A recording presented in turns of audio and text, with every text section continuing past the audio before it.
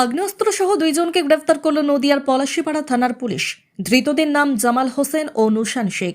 এদের মধ্যে জামাল হোসেন মালদা জেলার বৈষ্ণবনগর থানার অনন্তপুরের বাসিন্দা। নুশান শেখের বাড়ি পলাশীপাড়া থানার পলসুন্ডা পশ্চিম মাঠপাড়া এলাকায়। পুলিশ সূত্রে জানা যায়, সোমবার ভোর রাতে গোপন সূত্রে খবর পেয়ে এই থানার কুলগাছি এলাকায় অভিযান চালিয়ে ওই দুজনকে গ্রেফতার করে পুলিশ। তাদের কাছ থেকে উদ্ধার হয় দুটি আগ্নেয়াস্ত্র। মালদার বাসিন্দা জামাল হোসেন আগ্নেয়াস্ত্র দুটি পলাশীপাড়ার নুশান শেখকে বিক্রি করার জন্য নিয়ে এসেছিল বলে জানতে পারে পুলিশ। আগ্নেয়াস্ত্র সহ পুলিশের হাতে গ্রেফতার হয় ওই দুইজন। নির্বাচনের আগে আগ্নেয়াস্ত্র উদ্ধারের ঘটনায় রীতিমতো চাঞ্চল্যের সৃষ্টি হয় এলাকা জুড়ে। ঘটনাটির তদন্ত শুরু করেছে পুলিশ।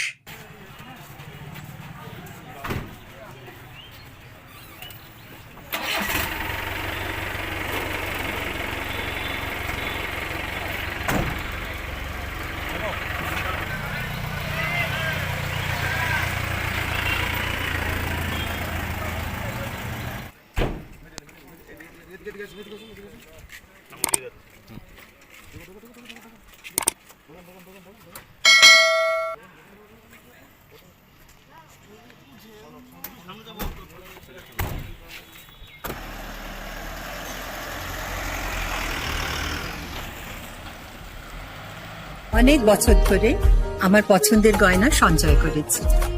এবার দেব আমার প্রিয় মানুষ। মা, it's yours.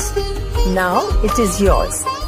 আমার পছন্দের গয়না আজ থেকে Sohan, pure and precious Orient jewellers.